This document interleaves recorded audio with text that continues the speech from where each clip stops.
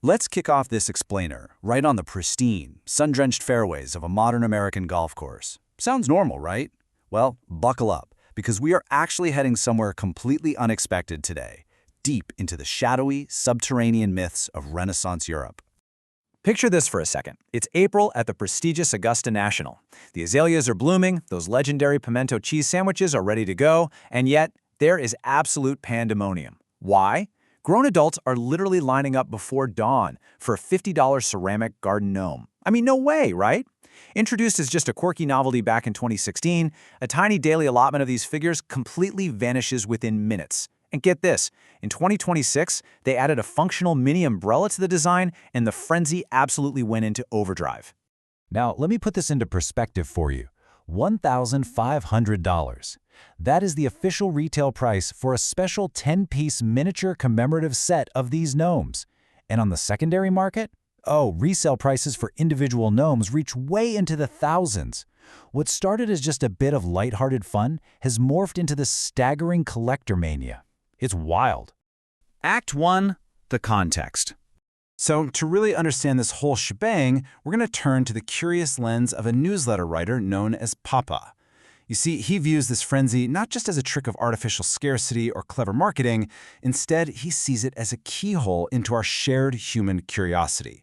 It's this deep, almost primal desire to capture a little piece of magic and actually bring it home. Papa beautifully writes about sharing the joy of these tangible memories with his spouse, Colonel Debs, and his father, Papa Bear. Think about it. A bucket list event like the Masters. It's fleeting. It's over in a flash. But a quirky physical object like a ceramic gnome? That grounds the memory in reality. It sits right there on your shelf as a constant, everyday reminder of an amazing experience you shared with the people you love.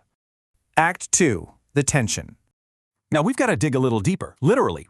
Long before these little guys wore green jackets, gnomes were actually considered ancient earth spirits. Way back in 1549, the scholar George Agricola wrote about mischievous mining demons. Then, by 1566, the Swiss alchemist Paracelsus actually coined the Latin term gnomes. Fast forward to the 19th century, and craftsmen in Grafenrode, Germany started reshaping them into the cheerful little protectors we recognize today. And that completely set the stage for their 2016 debut at Augusta. And hey, remember Paracelsus, that alchemist I just mentioned? Well, he described these earth elementals as roughly 18 inches tall. But here is the absolute most captivating detail. He claimed these gnomes could move through solid rock and soil just as easily as fish swim through water. Seriously? To them, the solid earth was just like the open air is to us. There's also this fascinating etymological tension going on here. Like, where does the word actually come from? Some scholars say Paracelsus drew from the Greek genomos, which means earth dweller, but others look to the word gnome, meaning knowledge or judgment. This is actually where we get the English adjective gnomic, meaning characterized by aphorism or wisdom. It perfectly reflects the ancient belief that these underground beings possessed profound wisdom about hidden subterranean riches. The sheer contrast in their identity over time is just staggering. At first, they were Agricola's 16th century Bergman line, these terrifying, mischievous mountain men. In fact, German miners blamed these spirits for the noxious, dangerous ore that ruined their silver, or they called cobalt, which actually gave us the element cobalt. Yet somehow, over the centuries, this toxic, dangerous demon was transformed into a lucky charm, the cheerful 19th century garden gnome protecting our homes and fairways. Talk about a glow-up. Act 3. The connection. Let's think back to that original lore for a second. The story goes that a gnome would guide a respectful miner through the treacherous dark to find rich, glowing veins of silver ore. Today, obviously, we aren't exactly mining rock, but we are definitely mining for the silver of wisdom in a massive labyrinth of hidden ideas. In our totally overwhelming modern world, a curious mind actually acts a lot like that subterranean guide, leading us to profound buried truths.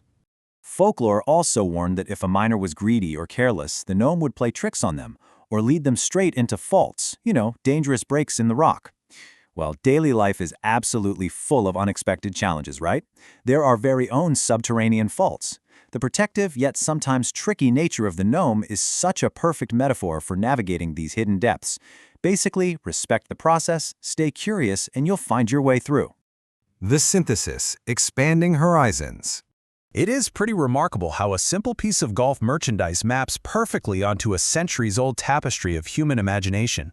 As you can see, modern obsessions almost always have ancient roots. We are kinda just remixing old human desires over and over. Curiosity is literally a superpower that can turn a trivial ceramic statue into a profound historical journey. And true gnomic wisdom? Well, that is often found in the most unexpected hidden places, just waiting for a respectful mind to uncover it. Which brings us to a beautiful closing thought. As Papa notes in his newsletter, emphasize the knowledge of little fascinating things that come across your mind. That is how you expand your horizons. So, the next time you see a seemingly silly trend or a quirky little lawn ornament, don't just walk past it. Stop and ask why. Dig a little deeper into the earth. Who knows what silver you might find.